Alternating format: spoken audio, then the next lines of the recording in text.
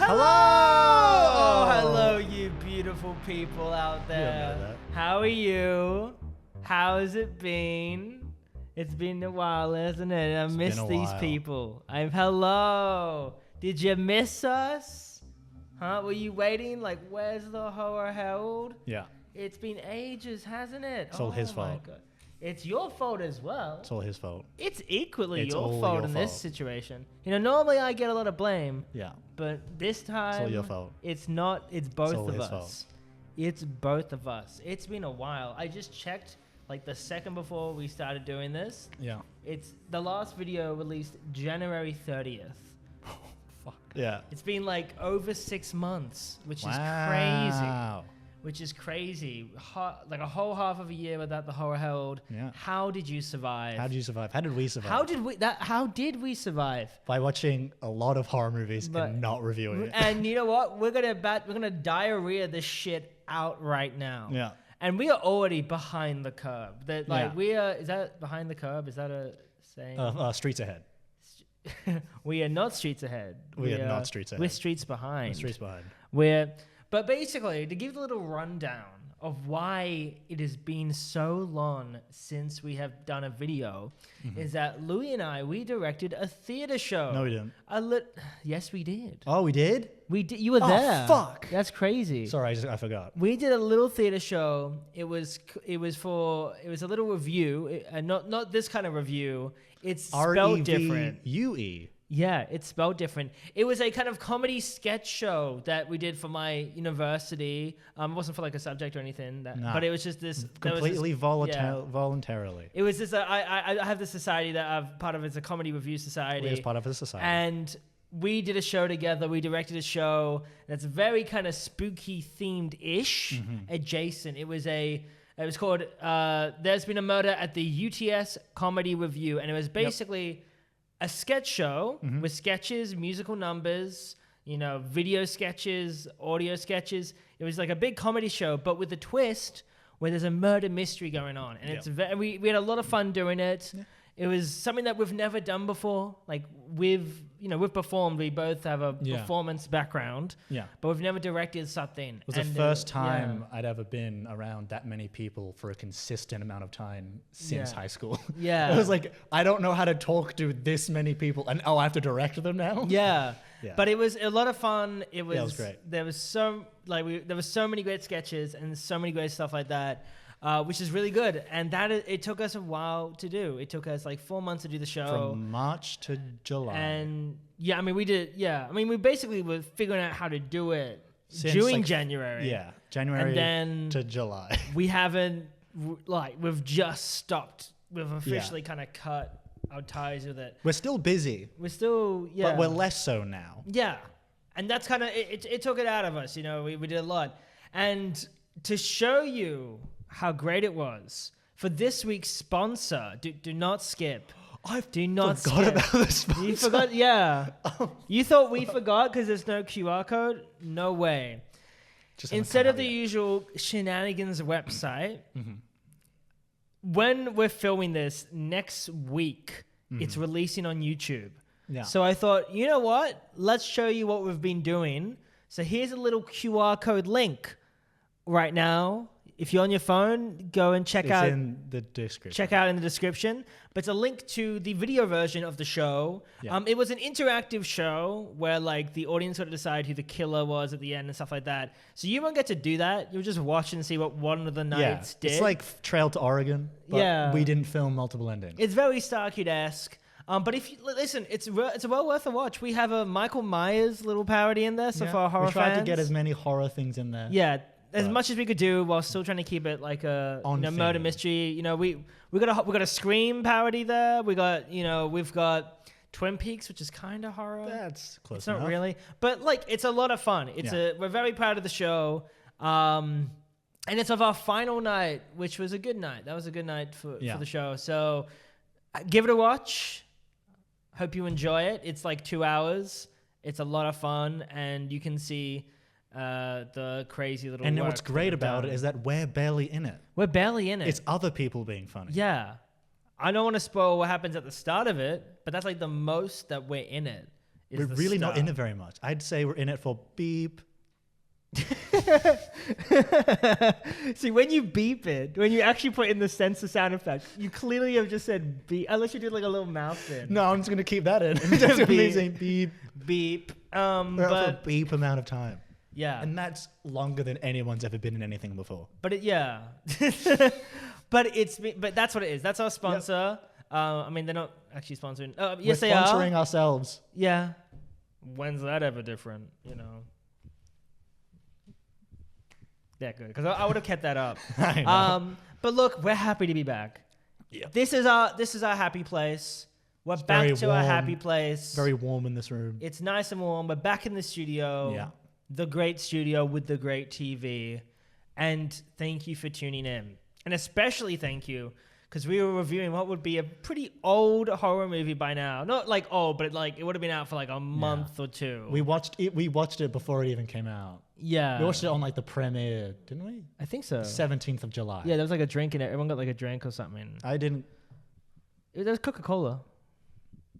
Or was I thinking of something else? I don't remember, but I didn't drink. But basically, yeah, we watched it ages ago. And I know what you're thinking. Review, something like Trap or like in a Violent Nature. He hasn't. I've seen I both of them. haven't seen it. I'll Alien Romulus came out today as we're filming this. So maybe we should have gone to the cinema and see saw what? that. Which one? Alien Romulus. Oh. The new Alien. No, I haven't seen it. No, so it came out today.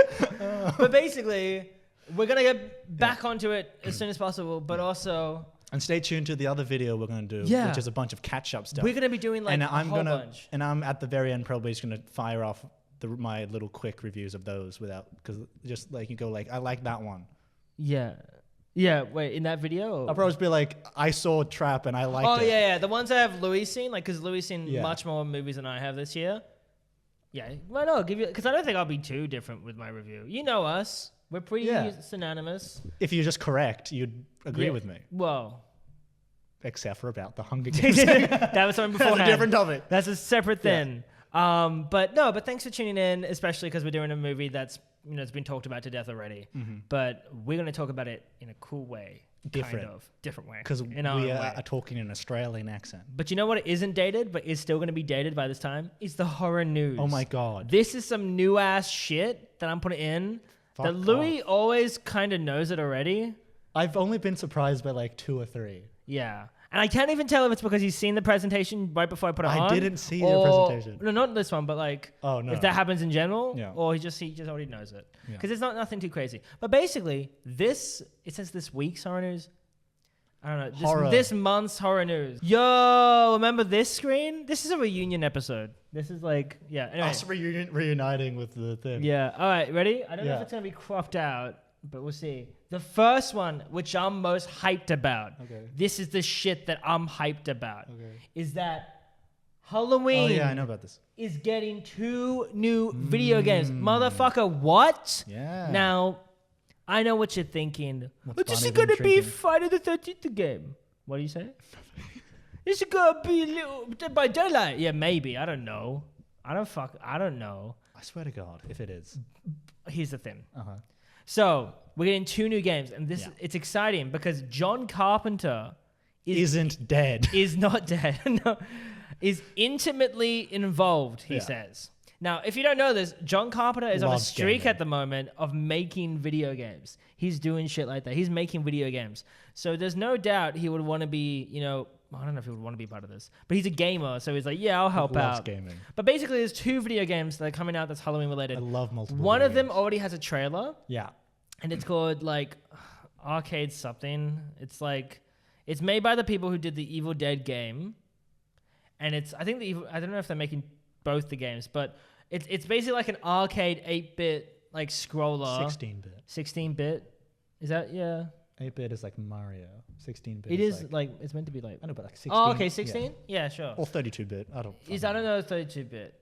Let's keep it 16. It's 16-bit. I think but basically, it's an arcade game where you go through levels of like the movie of Halloween, and you like play as Michael Myers, and you just like slash people and make people explode, and it's cool, it's fun, I guess, but it's like not very Halloweeny because it's like it doesn't have the same aesthetic. It doesn't look good. Yeah, and basically I'm kidding. I haven't seen the trailer. And basically, they did another like And they've also got an Ash vs. Evil Dead version of that game as well. And if you buy both of them together, you can join them together and both the characters can go into each of the levels. It's like, but anyway, it looks all right. It looks fun, but it doesn't look anything special.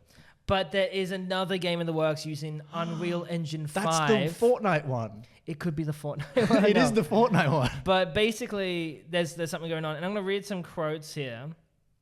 This is just Carpenter talking about it. I'm going to read some He goes... Orson Welles once. He says, as a huge gamer myself, I'm thrilled to help bring Michael Myers to life again in this game, and my hope is to scare you silly. Scary game? I will be intimately involved. So there's 2 games coming out. One is being done by Compass International Pictures and Fortifront with the Unreal 5 project, and it's in early development, and the other one has just got a trailer. Yep.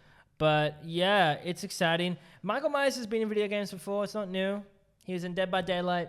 He's in Fortnite. He's at his own game. He's getting his own game now. He's getting his own game. He had a game back in I think there was like a little game back on the PC. Yeah, it was like this big. It was pretty small. It was a pretty small game. 16-bit? No, 8-bit. 8-bit? 8-bit. But it was a small game, and I saw people play that on the internet, and it looked cool. But basically, I'm excited. Even if it's an Evil Dead game ripoff. I swear to God. I just want some Michael. I swear to God. Give me a story mode. Give me something. If it's a, what do they call, like a something? Asymmetrical. Those die in 5 minutes. I know. But like, I'm also thinking like, what can you do with the Halloween? I don't know, like a story, like just a different world, like a different story. I hope so. And then he's just like the villain. I hope we get something cool. Or like we become the darkness, like Dexter. Anyway. Yeah.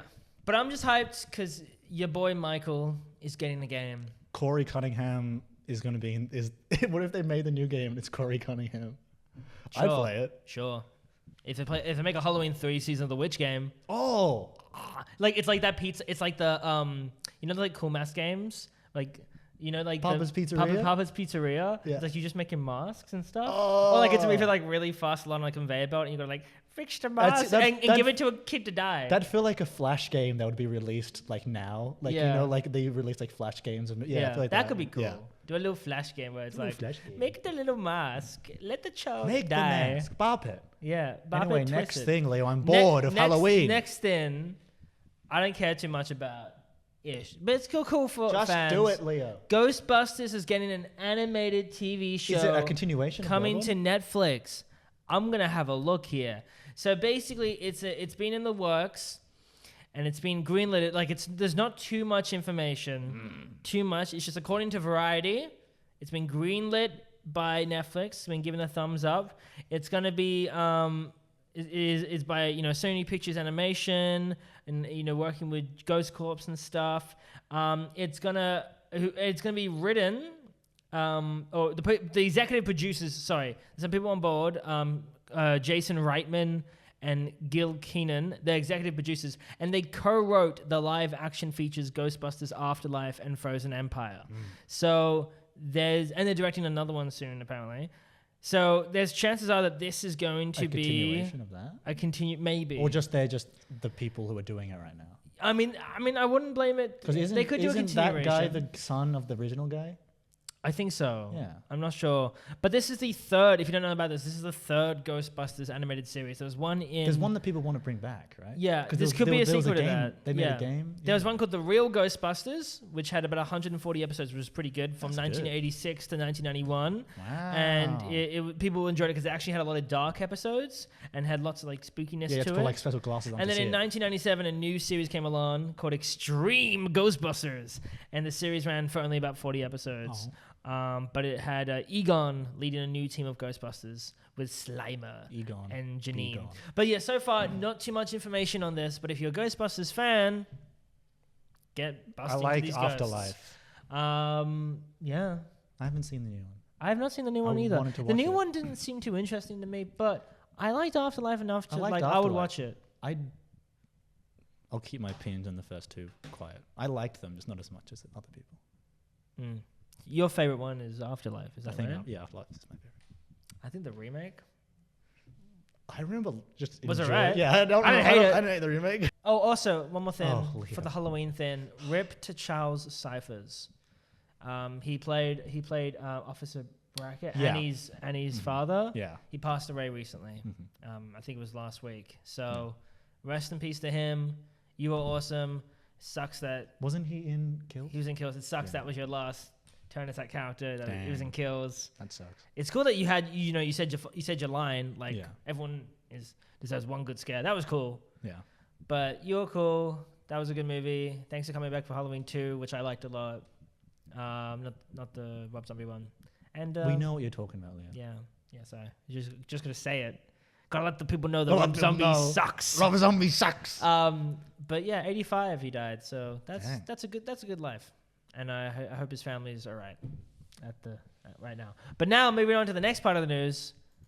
It is Bruce Campbell announced his animated Evil Dead series, and he's doing the voice work for. Now, I was looking through this, and I feel like we've already talked about this. I don't know if we have, but this feels like something we've already talked about, but it probably isn't.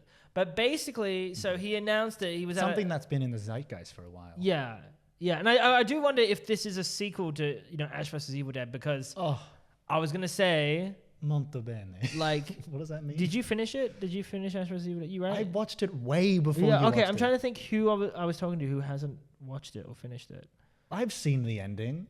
No, yeah, but I'm thinking because someone I had to like not spoil to, and I don't know who else I would ever talk to about Ash vs. Evil Dead. Might have been Maya or something like that. Shout out. I don't remember. But basically, you know the ending, right? Yeah. That whole okay, spoilers for Ash vs. Evil Dead. I don't think Louis is going to put in this timestamp for when we talk about Longlegs. So just go until we have both the thumbs up on the screen. So go like that. Yeah. The whole ending with him being sent to the future. And like obviously they can't have a budget for that shit. They could totally work in animation. Hell yeah. They haven't announced if that's what it's going to be, but that could be really cool. Okay. So basically he was at I think it was at Comic-Con or something like that. Or no, he was promoting his Peacock series Hysteria. And he talked about how they're developing an Evil Dead animated series. He'll be returning to voice Ash. What do you think he's going to get it? Peacock? Sorry? Peacock? Yeah, because he was... He'll come to Stan. Yeah, I mean, that could be it. He says, there's something out there that the witch in the cellar is only part of it. It lives out in these... Wait, what? What? Okay, I'm just reading a quote. I'm reading from an article. I don't know if this has got to do with it. There's something out there that witch in the cellar is only part of it. It lives out in these woods, in the dark, something's coming back from the dead. Don't know what that is. I think you're high. Yeah, I did not research too much. But basically... I would love that. They're developing a series. Whoa, you turned to Bruce for a speaking of the films, Campbell went on to say, we're they're out of the cabin. And Sam Raimi doesn't have to direct. I don't have to star as Ash. He's talking about the films. Leo. Basically he's saying when he's speaking about the films, his opinion on the films, this is separate now. Is saying that we're out of the cabin, so that's with the new one, and doesn't have to. And he thinks that Raimi doesn't have to direct. He doesn't have to star as Ash. The trick is to take the elements that people like, which is innocent people being tortured by a malicious entity, and so people having no skills to stop it. So so there's not much information other than it's happening. Bruce just said, "Yeah, it's happening. I'm doing a voice for it." Do you think he's gonna be the main character? I think so.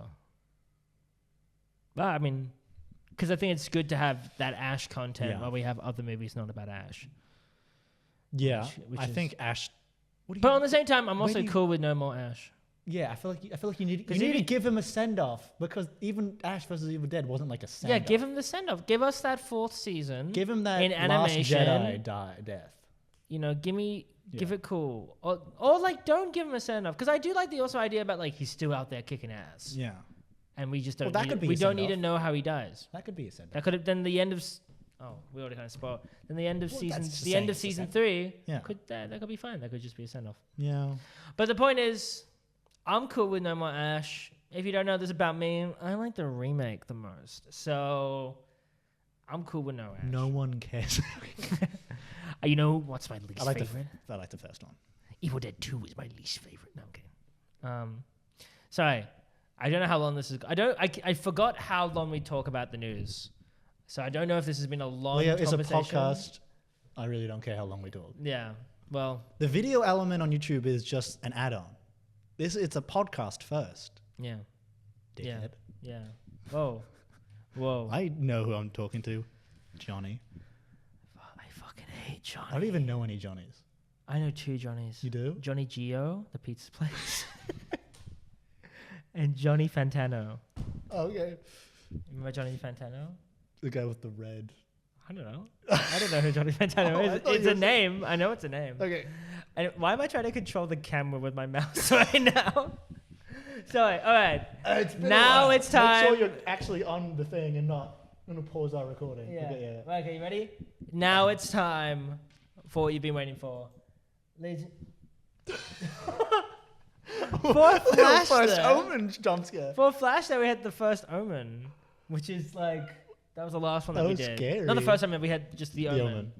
Okay, now it's time. We're here, baby. Longlegs talk. Look, we could have talked about other things, but Longlegs is, it's in the conversation-ish kind of. And it's the one I care about the most that we've both seen. Yes. Yes, and we're going to be talking about the other ones that we've both seen in a separate video that's coming out like pretty soon, like right after this. How long will it take me to edit this? Yes. But basically, Longlegs. Now, as we always do this is something that we always do before we get into the nitty-gritty with the I know exactly spoilers. What you're gonna say. Is that we do a little non-spoiler conversation. Yeah. It's very small about our overall thoughts on the film. Louis, what is your overall... Should we cut to the different camera angles first, Leo? Is that what we do? Yeah. I forgot. This has been so long. I was like, Leo, we need to cut to the different... That's what we cut to the camera angles. Man. I like this angle. Oh, you know what? Do you want to just stay in this angle? No, but we got to do it because this is our goofy angle. This ain't our review angle. We need to get to our review. Okay. Ah! Whoa! Whoa! The camera angle's different because I forgot how it was last time. Hi. So, hello. I think I'm wrong, and then if I'm wrong, editing Louis will just crucify me later. Okay. Yeah. Okay. I think you're looking very right. You're looking completely right to me. There ain't nothing. I don't feel like I should be looking directly at my. That's okay. That's okay. I think normally you don't. I think it's like face. Like the lens is that way. Like I need to see myself. It isn't like a selfie. No, I know. It's just like usually I'm looking a bit to the left. That's okay. That's okay. It's okay. It's okay. It's all right. It is so hot. It is hot. But can we just quickly say before he takes that off, look what he's wearing. Oh, okay. I'll keep it on. Does this remind you? Oh no, you don't have to wear it for the entire thing. No, I'll keep it on. But can you do the angle with the? Can you get up to your camera and just try to do the little? I don't remember what he says. It's almost your birthday. Let me. What is it? It's the almost birthday. It's the almost birthday girl. Will you let me in not once? Will you let me in not once, not twice, but the rest of your life? I don't remember what he said. And then he goes. Yo. How great was that? Can we do little claps? I bet it made a lot of people very uncomfortable. yeah. But yes, if you didn't, I mean, we already told you. I was about to say, if you didn't know, we're reviewing Longlegs, but we've told you many times. We are reviewing Longlegs, everybody. Longlegs. Probably the most anticipated, probably one of the most talked about, probably the most biggest horror film maybe of this year. Yeah. I got to say, it's definitely, I mean, the marketing went crazy, and I love the marketing. I love the marketing. Can I just talk about the marketing for 1 second? Yeah, go for it. I think some people were like, when they watched the movie, like, it's not as good as the marketing. Do you know what I say to that? That's a you problem. That's you. That's a you problem. If the marketing made you go see the movie, that's a marketing win. If this was WatchMojo.com, I would put this in top 10 marketing ever. Like, if a movie makes you go watch it and you're like, it wasn't as good as the marketing, it's like, that's a you problem. The marketing just made you, the marketing just showed you the movie. Yeah. Like, in a spooky way. If the movie was like, wasn't what the marketing said it was, then like, it was. It's exactly what it was. Yeah. And if people, because the marketing was like, it's the scariest movie ever. If people said that, people say that about every movie. Yeah. Literally go to any horror movie and one person is going to tell you that's the scariest movie in my opinion. Yeah. That's just how movies go. And if you fell for that going like, well, I was expecting the scariest movie in the world and you didn't get that, that's a you problem. Yeah. That's a you problem. Yeah, and I will say as well, like I searched like what was the first piece of marketing they released. I could be wrong. don't tell me I'm wrong. If I'm wrong, I want to know I'm right. Is that basically the first thing they released was that little scene in the film, which I'm going to talk about later, where it's the dad on the phone going, he's like calling 911 and going like, oh, they're best when they're asleep. You know that scene? Where it's like, and then like there's all this screaming and it's just, it's just one image of that family just smiling. And it's just that clip, and then it cuts to Longlegs. I'm like, holy shit. That's fucking And if that crazy. made you want to see the movie, it's in the movie. That's so cool. Like that, I was like, that's awesome that's, how they did it. But anyway, before we get into it and before we gush about other things, and then we may have some negatives as well, I don't want to say. Non-spoiler section. Here's the non-spoiler section. Louis, overall, what did you think about the movie? I loved it. I thought it was great. I love Satan movies. I love devil movies. I just saw on the social medias that someone was like, I'm sick of Satan movies. Can we stop making them? Like, because Satanists in real life aren't scary. And I'm like, do you know what else isn't scary in real life? Ghosts, because they aren't real. Well, we don't know. No, but we also I'm very open to be proven wrong. But we're gonna start our own little BuzzFeed show where but we won't trick the audience into paying more. We'll go into. But I love Satan movies because I do not believe in ghosts or Satan or any of that stuff. But in a world where it does exist, that's terrifying. That's so scary. If I lived in a world where Satan was a real man and like demons were out there, I was like, well, I'm fucked. What do I do? Like, what am I going to do? I'm dead. So like in a world where like it's so increasingly tense and you don't know if it's like real or supernatural or if it's just a killer, this movie does a fantastic job at just, even when it's not a satanic film, like the parts of this movie that aren't satanic, every part of this movie is just uncomfy. It's just so incredibly vicious in how it shows you everything in a wide angle lens. I think not every shot, I'm not going to say that. Most shot is shot in a wide angle lens. And that 70s aesthetic, even though it's like the 90s, but it's got like that 70s, like, found footage. I mean, it changes time periods. Yeah. It's terrifying. And I'll say for the rest of my life, a 70s film will always look scarier to me than a modern one because of how it's filmed and shot. Because when a film looks too real, in my opinion, I don't find that as scary because the filmmakers just try to do their absolute best to make it look as real as possible. This movie isn't worried about looking real. This movie is worried about looking creepy as hell. And that's what it succeeds in. This movie is not like, but what would the lighting actually look like? And like, no, make it scary. Like, that's what I really love about those movies and that I hate about modern lighting. Sure, yeah. I thought it was a good movie. Yeah. Yeah, your turn, Leo. I thought it was good. All right, so I thought it was great. I really enjoyed it. I was looking forward to this one. It was scary, and obviously the marketing did great things for making me want to see it. And I went in like I was going in expecting, this could be the scariest film of all time. To me, it wasn't. It wasn't the scariest film I've ever seen, but it still was damn scary. It still had its merits. It still was really good, and I really enjoyed it. I thought it nailed its atmosphere very well. I mean, the thing is, I don't want to go into too many of the specific positives because we're going to be doing that in like a minute or two. Wow. But like it nailed its elements very well. And yes, people say it's very influenced by, movies like Saturn and whatever, but like, that's all right. Every movie is. That's cool. Yeah. Super Mario Bros., the new one. I bet I could tell you There's about 7 people there at least. Yeah. So I bet I couldn't tell you how it's similar. Yeah, like we'll connect the dots, but it's it's like the script that was developed for it underneath said based on 7. Based on 7. Like Super Mario Bros. Illumination movie based on 7. Writing credits to the 7 writers, and they just read the script and they just made their own film. Yeah, but that was the script. You know that Donkey Kong scene in Mario inside the stomach of that. That's the glutton. That's the sloth. Yeah. Set us in. Yeah. I've never seen Seven. Me neither. I've never but seen like Seven.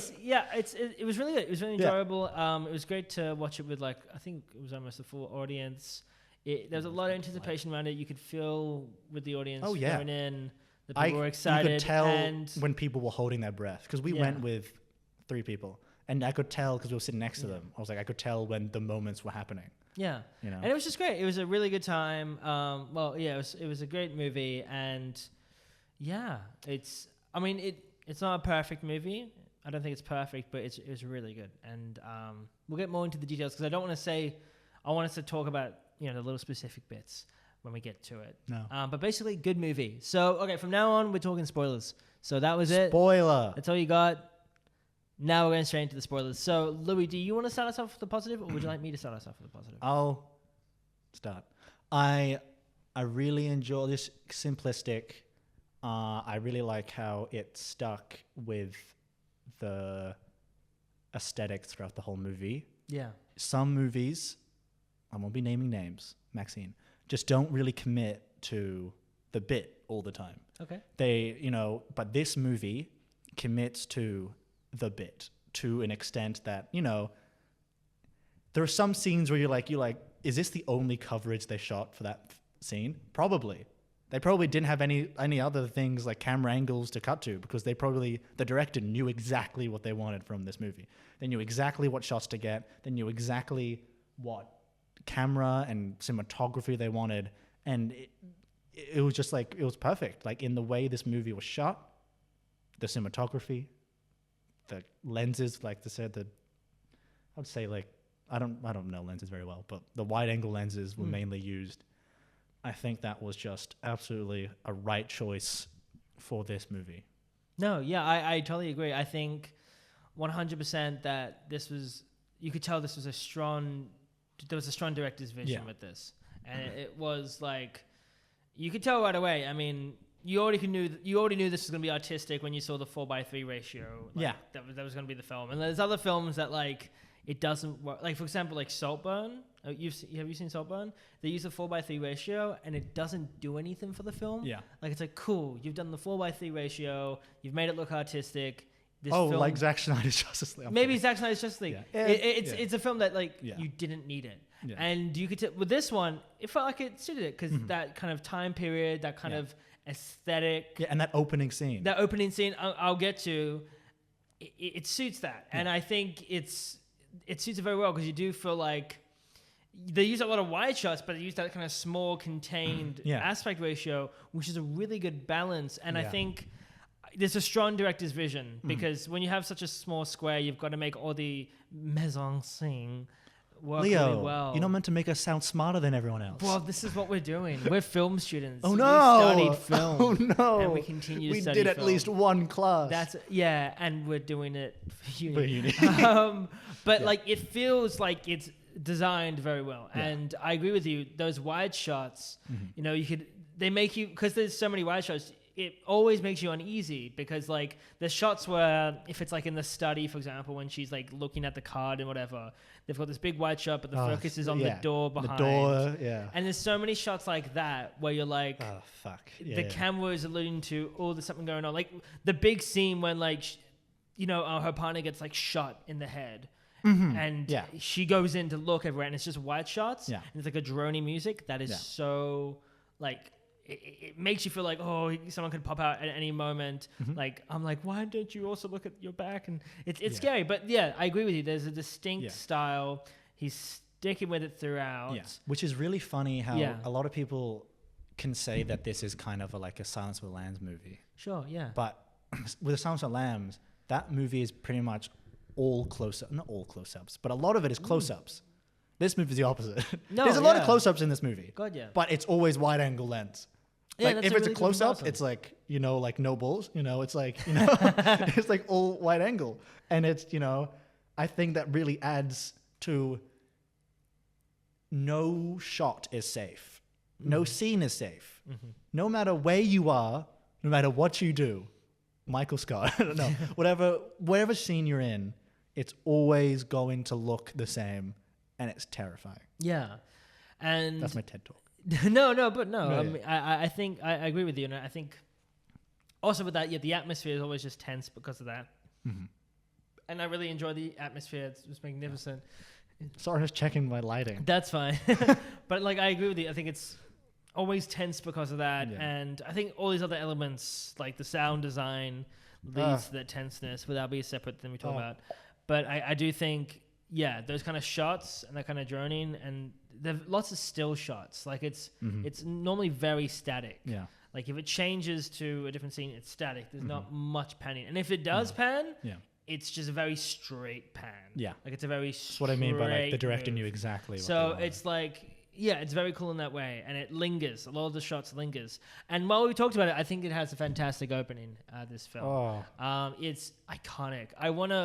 I literally like the day, after watching it, I searched out YouTube to see if there's like a pirated version of that opening. I want to watch it again. Rewatch that opening. I just haven't had to. Yeah, we haven't I'll had the time. I'll probably just get the Blu-ray. But of course I will as well. But it was a really good opening where and this is so vivid because we saw this movie months ago and it's still in our heads. It's still it's so vivid. But like it's so iconic with the with Nicolas Cage, Longlegs going and speaking. I think I've traumatized my mum by just going around the house going. Like I quote this movie around my house. Yeah, and I don't mean obviously, and it was really awesome how like just him dropping made it scary and cutting to Longlegs, and it was just the atmosphere was nailed right from that opening, which is really good, which is really awesome. But should you go? Well, while we're talking about it, no, stop. Sorry. While we're talking about it, I mean, I know it's something that we'd want to save for later. Do we want to talk about Nicolas Cage right now, or do we want to move? I really don't mind. Okay, we'll talk about Nicolas Cage. He's great. He's so fucking fun. Awesome. This is fun. Amazing. I'm in my love Nicolas Cage era right now. I never I understood the love for him, but it never was me. Yeah. And I never really watched many Nicolas Cage movies, but then suddenly it's like how the guy who played Logan Roy, what's his name? From Succession. Logan Roy, the dad? The guy. I don't know. Forget his name. For some reason, I'm just watching movies, and now he's everywhere I'm watching. Yeah. And then same with just different actors from Succession that, like, for some reason, they're in every movie I'm watching. Because it's Succession. I know. It's kind of the same with Nicolas Cage. Show. Suddenly, Nicolas Cage is, like, everywhere I look, I'm like, oh, I guess I'm watching another Nicolas Cage movie. I know. And, he's amazing. Like, he's like, he's just a cool fucking dude. Yeah. Like, so I know now this has just changed to not even about the movie. Nicolas Cage. Like, fuck, I think if we ever become directors, that's the guy. It's really funny how he said, like, he hates violence and this is going to be the last time he plays a serial killer. I'm like, this is a good one. Really? Did he say that? Yeah, he says, like, I hate violence. Like, this is my last time. Like, apparently he's, like, terrified of it. Okay, well. So I'm like, if this is your one. He's a master of violence, that guy. But I love it. No, but it was a really great performance. It was, it was such a unique character. It was just sorry. So I was just saying, it's a very unique character that, there's so much mystery about this person. Like who are they? Like, you don't even, they're so ambiguous. Like everything about them is so ambiguous. Like they're not gender conforming. They're not, you don't know their backstory. Like you kind of do, but you don't. And it's like, and it's weird how with this film, like they're not even the focal point towards the end. So it's just a weird kind of character that you want to know about, and how they keep on referring to, like, people like their kids or something like that. Like, we laughed about you, and and it's just such a strange, but really cool character, and but nightmarish. Like that makeup is like, oh my god. But I think it's a great blend of Nicolas Cage-ness and just good, of like Os Perkins directing, because like there's. Like, not to get negative, but like there are parts of it like you go like it's very Nicolas Cagey, and you're like, oh, is this meant to be funny? But I feel like enough of this movie is funny. Like there's a lot of funny things in this movie, like the detective, like her boss, Maika Monroe's boss. Like he has some funny lines. No, the comedy is great. There's some great comedy. So I feel like Nicolas Cage being kind of funny, that's on point. Like that's the point. It's not. It's a feature, not a bug. Yeah. So yeah. I agree, and I do think the comedy is really strong in this movie as well. Like I do think because it is it goes some very dark places. Obviously, like it goes, and many films could fumble this. Like they could fumble like this is some really dark subject matter. There's kids being killed. There's there's families being torn apart. It's satanic. Yeah. And having kind of like comedy in it, like would that stuff it up? But it works. It's dry comedy. It's dry comedy, and it's comedy that like alleviates maybe like, a lot of tension that builds. But it's not this movie. No one's cracking jokes. It's just like that, like a situational thing. Like that's funny. Yeah. Yeah. And I think, but on the note of performances, I do want to give the props to like everyone else in the cast as well, like Maika Monroe. Oh, there Maika Monroe. Maika Monroe. She is fabulous. She has this, like, she really sells herself as that like FBI agent that is very, very by the books. Not by the books, but like very like. Narrow. We'll get it done. Just conceal all that kind of the fear and the pain. Hold it like Peter Capaldi. Hold it tight. Hold it tight. Never let it go. Never let go. Just like hold it tight. No. But when I close my eyes, she's really good, and you can. I mean, she handles scenes very well. She's a good dynamic of Nicolas Cage and Maika. Yeah, because there's one who's like Nicolas Cage is One's big Nicolas energy, Cage, not cracking jokes, but like big energy. Yeah. Like smiling, being smiling, creepy. And she's just trying to get to the point. And I think they work very well as like a the protagonist antagonist. But the other like side characters as well, like her boss is really good and fun. I mean the mother is very unnerving, very interesting, and when we see what she becomes, it makes sense because she's kind of always had that kind of unnerving performance. And have you been doing your prayers? And so what do you say?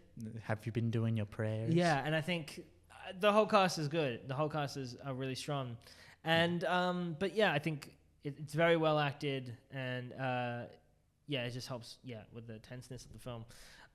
Did you want to go on to something?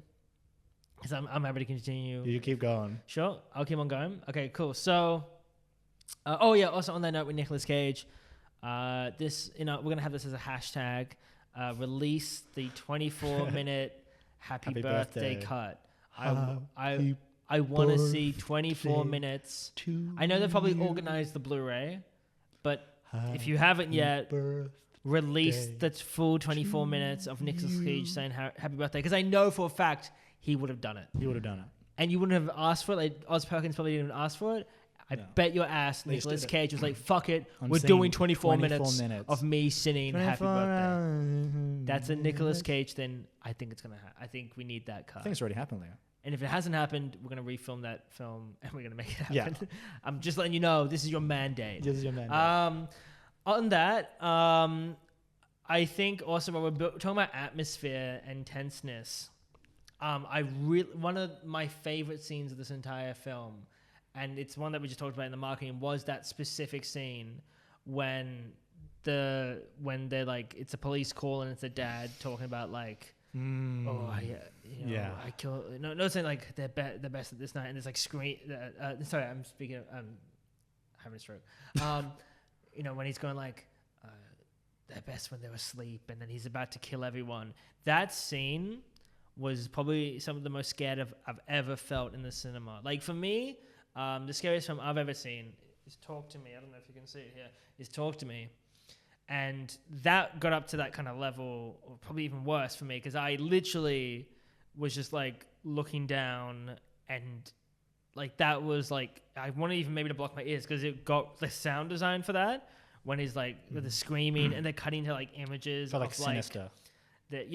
Like they were like cutting towards images of like even just cloak over like a body and his blood. Like I love the integration of kind of like those photos and having the different formats into it, because that bit was extremely terrifying. VHS horror, because it felt real. It felt like VHS horror. It felt like found footage. It felt like like the Mandela catalog. Kind of that kind of stuff. That's like it feels real, and it did feel real.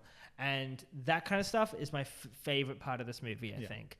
And the stuff, I'll go to the negatives because there's some stuff where it does stray away from that towards the end, which is fine because that's what they're not going to do that the entire time. But when they kind of towed the line of having like this feels real and those like police score, because I don't think they did another scene like that again. That was the scariest I've ever felt with that movie, and also just in general, it was just so dreadful and terrifying that was a really effective scene, and that was probably my favorite scene in the film. When it's probably feels the most disconnected from the rest of the story, but that shit was like, oh my god, that is terrifying. So big props to that scene. I just want to talk about that specific scene. Did that scare you, that scene, or did you think it was? You could tell it was creepy. Yeah, but I don't really remember, but I do remember that phone call, and it was very they scary. were kind of like it was. No, yeah, okay. Yeah. Because when she was just looking at all like the files and stuff. Oh yeah. That scene, and she was like. That whole montage. That whole montage is brilliant. Yeah, I really love. Because for me, that scene scared the living fuck out of me. Yeah. And there was another scene as well that was really scary. Was when like she's looking through all the photos, and then she finds a photo of Longlegs, and there's this big explosion of like light and like bit when she's like she's at her mum's home, and she's got all these photos up in the attic or whatever, and she's picking through them, and it's photos that she was taking when she was young. Oh. And she was looking through like trying to see if she can spot the killer, and then she finds the photo of like Longlegs looking at the camera. Yeah. After he like dropped down. And then suddenly this huge, like, kind of fusion of light or whatever, this kind of like blood moving happened. The moment that she looked at that scared the fuck out of me. Yeah. That was really good. But yes, there's great scenes. This film has some really great scenes. Should I continue talking and you build off stuff that I say? I can build off now. Okay, do you want to go with one? Yeah, of course. The scariest scene, in my opinion, is the fucking dolls. The dolls, yeah. Can you do? I have a fear of eyes in the dark. Yeah. So when those, Leo, I swear to God, I swear to God, Leo, when the scene, like I think this movie is very scary, but I never was like I think at your level, but I still loved this movie. But there's just a visceral uncomfortableness that I feel when those eyes started glowing underneath the veil. I looked away from the screen, and then the two people next to me were mentioned like, yeah, I was wondering why the hell you were doing that. Yeah, I didn't want to see it. I was like, no, I don't want to think about it. Yeah, with the black veil and the yellow eyes looking through that. Yeah. And like the flashback of seeing that guy kill the wife. That was intense. Oh, okay. With the axe. Oh yeah, I mean that was like that was a bit where I didn't feel that scared about, which is cool. It was just everyone is scared by different things. I think the lack of seeing it, like having the images and the sound design, made it feel real, and that's why I was terrified. I wasn't scared. It was just memorable. That scene was like really memorable. The scariest scene for me was the eyes. But but there's some really strong, scary scenes. And Longlegs and the interview. That was a good scene. Yeah, that was a good scene. That was a good scene as well. But yeah, I think this film, it had this big aura of just dread. Yeah. And it was just, I mean, I agree, like, I'm maybe a little bit more privy to, like, you believe, like, Satan, ghosts, they're not real. I'm probably more open-minded. I don't think I'm at the point where I'm like, oh, if you have to ask me, like, give all your money, is ghosts real? I probably couldn't give you a straight answer, go, yes. But, like, I'm more open to, like, oh yeah, shit could be real. I don't. Yeah. It could. I just feel like if they were real, they'd be doing a better job. No, well, maybe they are. Give me a high five. Nothing else. That's a good point. Never mind. But the point is, like, I'm a little bit more open to this stuff, and I get a bit more anxious because, like, I'm not an atheist. I don't want to get into like a big thing, but like, we're talking about I'm not religious, but I'm not an atheist. I'm agnostic. Yeah. So when there's something about like Satanism, it really scared me a lot more because it felt like, oh, maybe something is going to happen. But yeah, that's why I love these movies, because I don't believe in them. But if they were real, and if it was real, it's so scary. I like the potential of like witches and the devil, like they're all biblically terrifying. The beast, the snake, all of that shit is so scary. So in a world where that is real, and like if it was real, like in like, cause like I'm not, I get, you know, in the dark, I'm like primal, like lizard brain, like is there a ghost in here? Do I have to beat up a ghost? Or like, you know, walking home from this movie thinking about like, you know, is the devil real? You know, like I think about that stuff, but I'm more on the side of like, no, because God would be doing a better job. Got him. But you know, we have no idea. There could be. I feel like we've turned into a different kind of podcast. There could be a God. There could be a devil. There could be one. There could be neither. Yeah. Who fucking cares? Let's just live now and not kill people. Good job. Yeah. But if there was, that's terrifying. And if there was a guy that was so dedicated to Satan that he would kill people, that's terrifying. Even if it was like, for some of this movie, I was like, is Satan even real in this movie? Is this movie actually like got Satan in it? And the movie says Satan is real. And I'm like, hell yeah. The more paranormal aspects were like...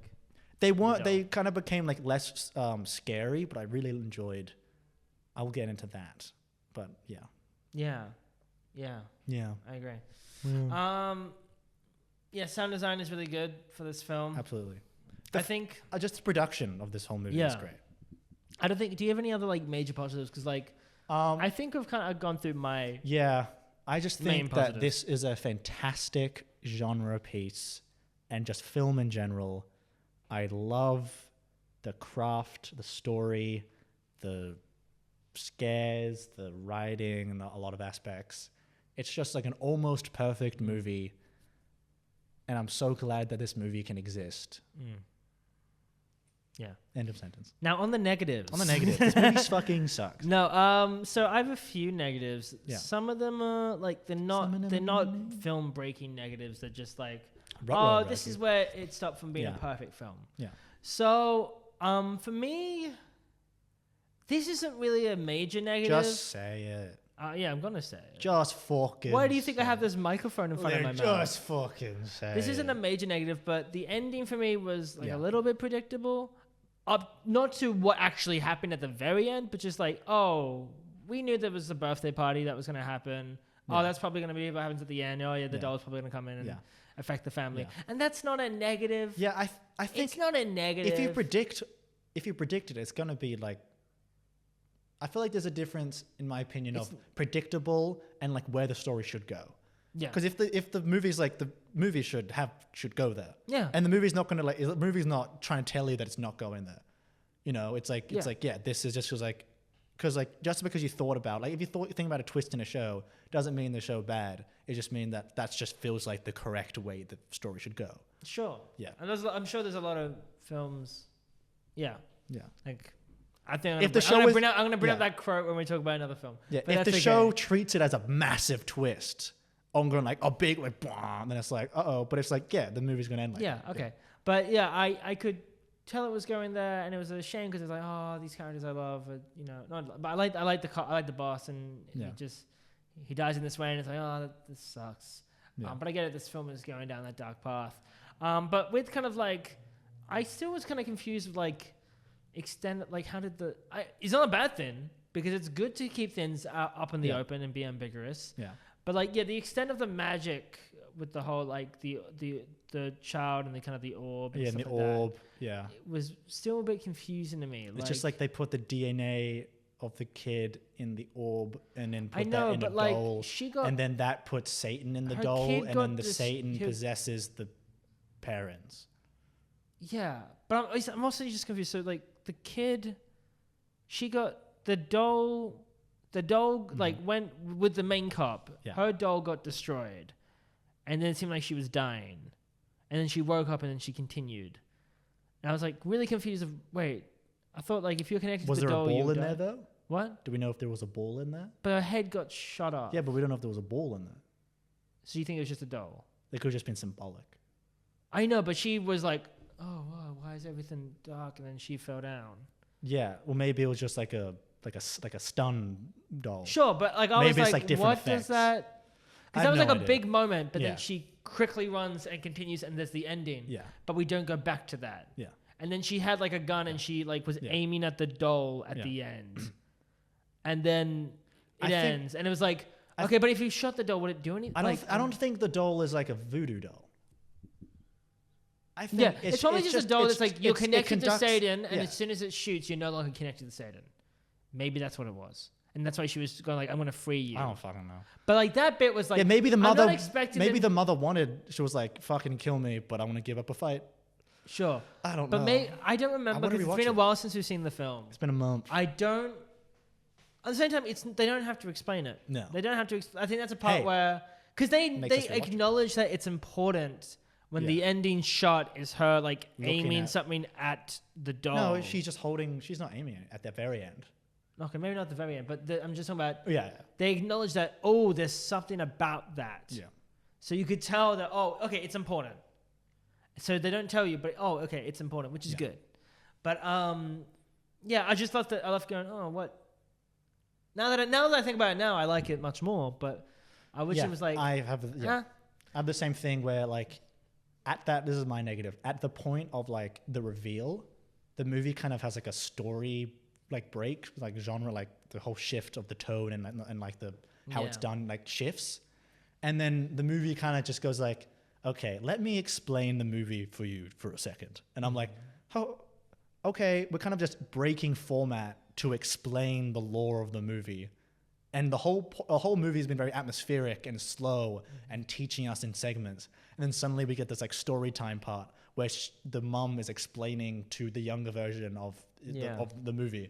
I'm like, that, it's atmospheric. It feels like the tone of the movie. It's like at surface level, it's not a big issue, but it's like we could have, I know, like I could guess, like, I guess, I watch a lot of movies, so like I know movies, but I feel like maybe if some people like aren't as movie goers, they would be like, what's happening?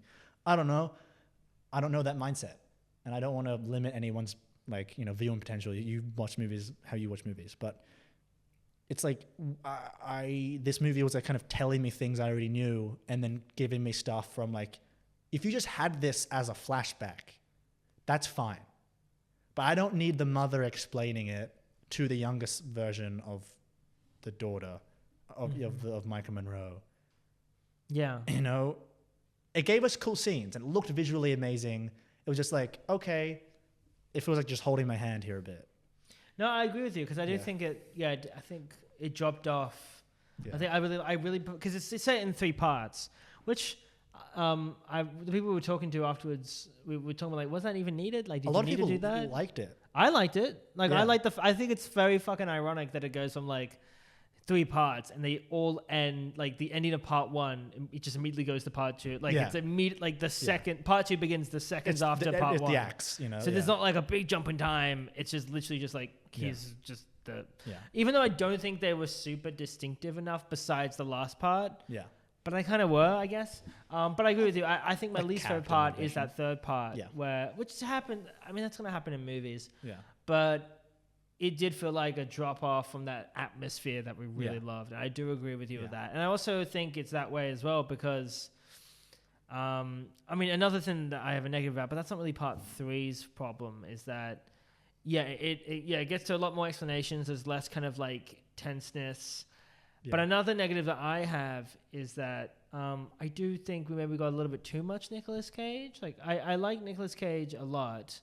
But there were moments where like his scariness wore off, and now I'm just watching a really fun Nicolas Cage performance. Mm-hmm. And I think I'm not mad. Okay, I'm cool with how much we got of him, and I think he's a highlight 100%. But he immediately became less like not scary anymore for me. The moment that we saw I just thought of a shot of him, sorry, where he's just like on the road at a bus stop, and it's just like close up of his face going.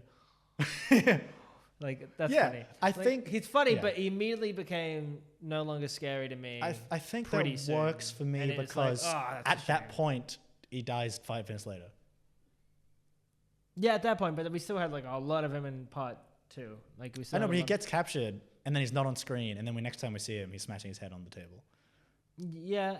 I think So, I'm like, not mad with I it. I'm think just saying it he just, no like- longer became scary. Yeah, I think the movie just like this guy is no longer relevant anymore. No, that's fine. Yeah, so we can just have him on screen do his little thing. Yeah. Father. No, but I'm not mad with Yeah. how much you got him as well. But I think if I'm looking for negatives, I would just say he doesn't become. He's not as scary. He's not as scary. He's got some scary parts, but him himself isn't always the scary. I think he's just a fun little guy. Mm-hmm. You know, Mm-hmm. fun little guy. I agree. I don't have too many more negatives. Do you have anything else that you want to add on it? This is kind of a positive and negative. We do see Satan. Hell yeah. Do we? Yeah. I I forgot. see him many times, like Wow. 5 times. When? He's in the shadows in the background. Then he has like and it kind of comes as like a shadow behind someone. I'm trying to remember. Yeah. So I think was that? some people would have an issue with that, but I think it fit the like analog feel of the movie, that the Satan look and feel matched the movie. I just do think that the flip of tone in that third act was kind of a bit jarring and kind of like, what are we doing here? Like, what are we aiming for in this ending right now? And the movie just ends. I'm like, oh, okay. So I don't really know like the impression the movie wants to leave on, like what the big like this is the Longlegs feeling. Mm-hmm. So I don't know. I think a lot of people don't like the second act.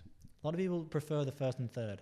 I think the first two Sure. are the strongest. Sure. I agree that I think the second. I would probably go by that as well, really, Yeah. because I think the first act and the third act I think is actually the most scariest to me, because like I really love that scene when like she's going back to her house and then her mum, who's the nun, goes in and like shoots the cop. Yeah. Like the way that's filmed is really good for me. Yeah. I do think the second act, the second part, Yeah. it takes a long while for it to get really good, but when it gets good, it gets really good. Like I like that. I love that interview scene. Yeah. It's really good. But I do think it's a slow one. Yeah. So I would agree with people who'd say the first Yeah. and third is probably the strongest, but Lighting. I don't mind. Yeah. Yeah. It's been a while. I think my impression of this movie is that it's really good. You know, like I'm not really left with many negatives except for the ones that I said about the third act, and it does kind of explain a lot, but not the parts that I want to be explained. Yeah. It's like I want to know more about, like, because we do get Nicolas Cage, like we get told like he's a doll maker and he like makes the little dolls and like he puts the ball in there and then she puts and then like we see Nicolas Cage like kill some people and like kill the, like there are parts that I'm like I want to see more of that, but we're like no we don't, we see a bunch of other stuff. I'm like let's explain more of the other stuff. Sure. Yeah. But that's just a bit of a nitpick, but Yeah. I really don't know what else to complain about this movie because I just love it. Same, and I think more than I think about, well, I did like initially nitpick, like, why don't we know about this and this? It is just a nitpick of like, that could be perceived as a negative, because I think this film does do its best when it is a little bit ambiguous. You know what? It's Osgood. It's Osgood. It's good. It's right for the pickings. Also, it's the Psycho Norm Bates son. Yeah. Isn't that fun? Fucking nepotism. Fucking Damn it. nepotism. Damn it. No, that's all right. Damn it. That's okay. That's right. That's okay. All right. So I think I'm done. I think I'm done. Yeah. Should we rate it? No. Okay. So for the quiz, I did, Yeah, I'll give it a rating. yeah, I'll do it. I'll give it a rating. Fuck it. You know, we talked about it this long. I'll fucking give it a rating. I'll fucking give it a rating. Do you, I want to rewatch it again. sure. I mean, I'm gonna be pretty good with my rating. I want to give Fantastically Splendid and a half. I want to watch it again before I give it any higher or lower. I don't think it'd be lower than a Fantastically Splendid. It's not a hey, it's fun. This movie is like production, spooky, and this movie's like very good. Quick note, as you may have just noticed, there's a thermometer Oh, that we've are we just put gonna- on screen. oh, what? Yeah, I'll make this. Okay, thank I've God. made it. I've made this. There's a thermometer next to Louis' head because he just gave it a rating. So as you can see, I don't know where it is. say so it's right now Fantastically Splendid and a half. Say it's hey, it's fun. Hey, it's fun. See, it's gone down a little bit. Leo, are you gonna have And to now make me it- do I'll it? make this. Okay, thank God. And then say Fantastically Splendid. Fantastically Splendid. It's gone Oh, up. it's going back up. Yeah. It's crazy. That's crazy. It's crazy. That's cool. But yeah, Should I put that's like your rating. all the ones that like from like this year, all the movies we did? I want to do. I'll show that to them later. Yeah. At the end of the year, we'll like In do the next like video, when we do a bunch of like quick fire ones, they'll see it on a lawn thermometer. Wow. Yeah. But you put Fantastically Splendid in half? Yes. Yeah. What do you give it, dickhead? Look, you know me. I don't. I'm a little punk bitch boy where like I'm very lenient on my ratings. Yeah. If you know me, you know, I would be quick to jump in and say something's a classic. Mm-hmm. I was teetering on that Fantastic Splendid in half. Mm-hmm. But at the end of the day, let's look at this film. Okay. It changed the way we think. Wow. It didn't really. But No. it was good. Yeah. It was spooky. It was a cultural moment. It caused a lot of dread. Yeah. It's a dreadful And it's movie. it's got an iconic killer. Yeah. It's got an iconic, it's really scary. Yeah. I love it. I don't have much to complain about it, really. Mm-hmm. I'm still thinking about it right now. I wanted to watch it again right away. I just never found the time. Wow. So I feel like I owe it to this because I feel like I've given lesser movies a higher rating. That's And true. I think... You did give Halloween... Okay. Halloween what? I was going to make a Halloween No. 3 joke, but that's okay. No, oh no, fuck no. That's a great movie. Halloween 3. So I'm willing to give this... I think on its own merits, Mm-hmm. it's fantastically splendid and maybe half. But I think for what it is, really, I'm happy to give it the classic rating. Wow. I was going to give it classic as when we watch it. I think it's going to become one of those classics. Mm-hmm. Because I think, people are polarized by this, and that's what makes it a classic. Yeah. I think that's what makes it great. Is that people go, "Oh, it's not the fucking scariest movie of all time." Well, you're talking about it. You don't know. You're For talking me, when about it comes to if it comes to scariest movies I've ever seen, this is definitely for me in the top 3 for me. And I think Talk to me, Sinister Longlegs? yeah, that's it. I'm so And I think I gotta give it its dues. It got me spooked. Mhm. It got me smiling, and I came out of it going, "Ooh, we in big trouble. Satan be it coming." No, I'm kidding. No, yeah. But We walked out of the theater pretty silent. Yeah, so you gotta give it to that. Mhm. I was like, Silencio, to my cousin. Silencio. Is that his name? Who made Whip Whip Nay Nay? Watch me whip. I was making a First Omen reference. No, I'm thinking about the guy who killed Silencio. Sorry, no. But basically, I'm giving it a classic rating. So look at that, bam, bam. Little... When we do our next video that you're gonna see, I don't know if any of the movies are gonna get up there. So you'll No, they see. aren't. You'll see. But None of basically, them. that's my rating, Louis. Wow. That's our ratings. And before we wrap it up, Oh, yeah. as we always quiz. do, What was the last I have a quiz. Was there did we do a quiz last time? Hold up. I'm gonna check it. I think he kicked him in the nuts. I'm pretty sure that's what happened. Okay. What did you think it was? Watch the video, Liam. I I think I picked nuts. I think that's it. I do think he kicked him in the nuts. Yeah, nuts.